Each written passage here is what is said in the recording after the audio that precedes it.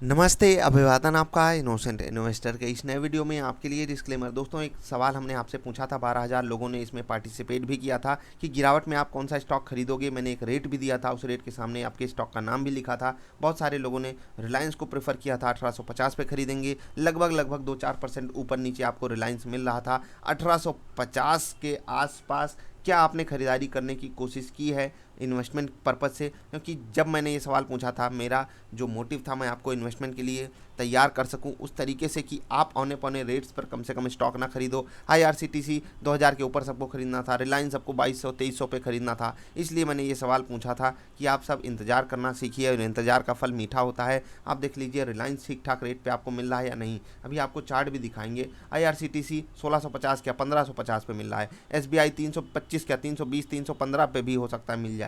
HDFC bank 1300 की बात हुई थी, 1350 के आसपास का लो बना चुका है। टाटा मोटर्स 260 की बात हुई थी, जिस बेस पे हमने इन स्टॉक्स का कैलकुलेशन किया था उसी बेस पे टाटा मोटर्स का भी कैलकुलेशन किया था, और आप सबको पसंद भी आया था 44% लोगों को। और इसी का हमको सीधा रिजल्ट टाटा मोटर्स के चार्ट में भी देखने को मिल रहा है कि टाटा मोटर्स में नीचे के लेवल पे बहुत तगड़ी डिमांड है। आप देखिए 260 पे आप में से 44% लोगों को लेना था, और उससे पहले ही इसमें डिमांड आ जाती है। हर डिप को खरीदारी में कन्वर्ट कर दिया जाता है। इसलिए मैं यहाँ पर कह सकता हूँ कि ये जो यहाँ पर आपका सवाल का उत्तर था, वो आप लोगों ने बहुत जेन्युइन तरीके से आंसर दिया था। गिरावट में आपकी पहली पसंद टाटा मोटर्स होगी, जो कि हमको साफ साफ दिखाई देती है कि किसी भी डिप को तुरंत बाइंग में आप सब कन्वर्ट करते हो। रिटेल इन्वेस्टर का पार्टिसिपेशन बहुत बड़े रूप में है टाटा मोटर्स में। एक चीज़ याद रखिएगा कि अगर कोई पैनिक जैसी सिचुएशन बनती है, वो उसकी सिचुएशन थोड़ी सी ऐसे स्टॉक्स में भयावह हो जाती है, क्योंकि वहाँ पर जो है रिटेल इन्वेस्टर के स्टॉप लॉसेस बुरी तरीके से जाते हैं। तो अलर्ट मूड में ही रहिएगा। अगर आपको ट्रेड वगैरह करना है इन्वेस्टमेंट के लिए, कम से कम 350 360 से बेटर रेट, 340-50 से बेटर रेट आपको 280 285 का मिला है। ऑफकोर्स सी बात है, ये बहुत बेटर रेट है उसके मुकाबले। अन्य स्टॉक्स की अगर हम बात करना चाहें तो आईआरसीटीसी आप देख लीजिए 2000 के ऊपर गया था, लोग कह रहे थे धूम धड़ाका हो गया, आप तो उड़ जाएगा, आएगा ही नहीं नीचे। और आप देख लीजिए 1550 पे मिल रहा है। क्या कर सकते हो, तैयारी करिए, बस तैयारी करिए, आपको स्टॉक्स आपके प्यारे रेट पे मिलते हैं। रिलायंस की बात देख लीजिए, 2100-2200 का हाई मारने के बाद आपको वापस 1900, इवन 1880 1890 पे मिल रहा है। तो आप यहाँ पर ऐड नहीं करोगे लॉन्ग टर्म के लिए। लॉन्ग टर्म का मतलब 3 से 5 साल। अगर नॉर्मल सिचुएशन भी चलती रही बाज़ारों के लिए, तो 3 से 5 साल में आपको स्टॉक मार्केट जो है वो बढ़िया रिटर्न देती है। एचडीएफसी बैंक देख लीजिए 1350 के आसपास का लो बना चुका है। रिजल्ट ठीक ठाक नहीं आया है, बहुत ठीक नहीं आया है, लेकिन बाज़ार जो है वो अलग तरीके से रिजल्ट के इनको ले रही है। ठीक है, सिचुएशन जो है अंडर कंट्रोल है। मैनेजमेंट की कमेंट्री पे बाज़ार ने भरोसा जताया है इनके। Let's hope for the best, क्योंकि बैंक निफ्टी को अकेले दम पे ये स्टॉक जो है वो हिला सकता है। ये तो हो गई नॉर्मल बात स्टॉक्स की। स्टेट बैंक ऑफ इंडिया, इसकी बात हम करना भूल गए। आप देख लीजिए 320 321 रुपए के लेवल पे आज मिल रहा था, जिसकी बात हम कई दिनों से कह रहे थे। जब ये स्टॉक 400 420 पे ट्रेड कर रहा था, तो आपको बड़े बड़े टारगेट दिए जा रहे थे, 1000 के बड़े बड़े टारगेट बताए गए थे या नहीं, आपको भूल गए आप? अगर नहीं भूले हो तो याद करिए, जब आप वहाँ पर 1000 के लिए खरीद रहे थे तो 320 325 में क्या बुरा है। जब आप 420 425 में खरीद रहे थे तब अच्छी चीज़ कर रहे थे। अभी 320 325 में बुरा हो गया स्टेट बैंक ऑफ इंडिया।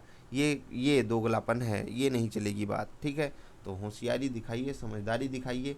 मैं ये नहीं कह रहा हूँ आपका स्टॉक जो है वो 1 महीने 3 महीने 6 महीने में आपको प्रॉफिट दे जाएगा, लेकिन यही होता है फॉर्मूला, यही होता है तरीका स्टॉक्स को खरीदने का। मैंने आपको जो फॉर्मूला प्रोवाइड किया है उसमें भी ऐसी रणनीति आपको बताई गई है कि स्टॉक्स को कब खरीदना चाहिए। अगर आप वो रणनीति खुद से बनाए हो बहुत अच्छी बात है, अदरवाइज़ आपके पास ऐसी कोई ना कोई रणनीति ज़रूर होनी चाहिए जिस पे आप डिसीजन ले सको कि मुझे इस रेट के आसपास या इस समय ये स्टॉक खरीदना ही है, चाहे उस वक्त कुछ भी कंडीशन चलती रहे बाज़ार में। ऑफकोर्स सी बात है, आप कॉमन सेंस यूज करोगे, लेकिन ऐसा भी नहीं कि ऐसा कॉमन सेंस यूज करो कि कुछ खरीदो नहीं। जैसे कि पिछले गिरावट में आपसे सब लोग बोल रहे थे लेना मत, नहीं तो बर्बाद हो जाओगे। एक स्टॉक की बात करेंगे, आईडीएफसी फर्स्ट बैंक। ऊपर से देखिए 30% से ज़्यादा की गिरावट जो है ये स्टॉक दिखा चुका है, 50 रुपये के लेवल पे है। अगर बैंकिंग स्टॉक्स आपको पसंद है तो आप आईडीएफसी फर्स्ट बैंक को इग्नोर नहीं कर सकते हो। लेना ना लेना वो आपकी मर्जी, बट आप इग्नोर नहीं कर सकते हो। इस स्टॉक पे भी आपका फोकस होना चाहिए। आई होप आपको मैंने चीज़ें समझा दी,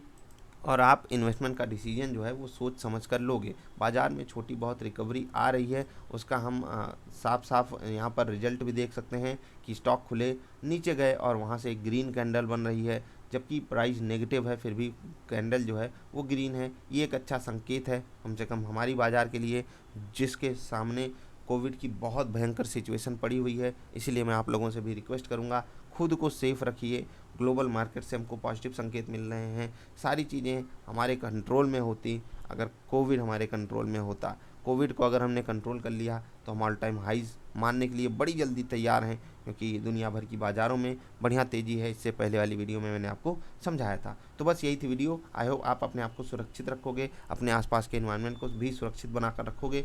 ज़रूरत ना हो घर से बाहर मत निकलिए, अगर ज़रूरत भी हो तो पूरी सुरक्षा के साथ निकलिए, जिससे कि आप इस देश को एक बेटर प्लेस बनाने में मदद कर सको। आई होप आपको बात मैं कन्वे कर पाया। मिलेंगे फिर से। इन्वेस्टमेंट बहुत ही सोची समझी चीज़ है, अगर आपने सही समय पर फैसला लिया बहुत बेहतरीन रिटर्न आपको मिलते हैं। मिलेंगे फिर से। नमस्कार।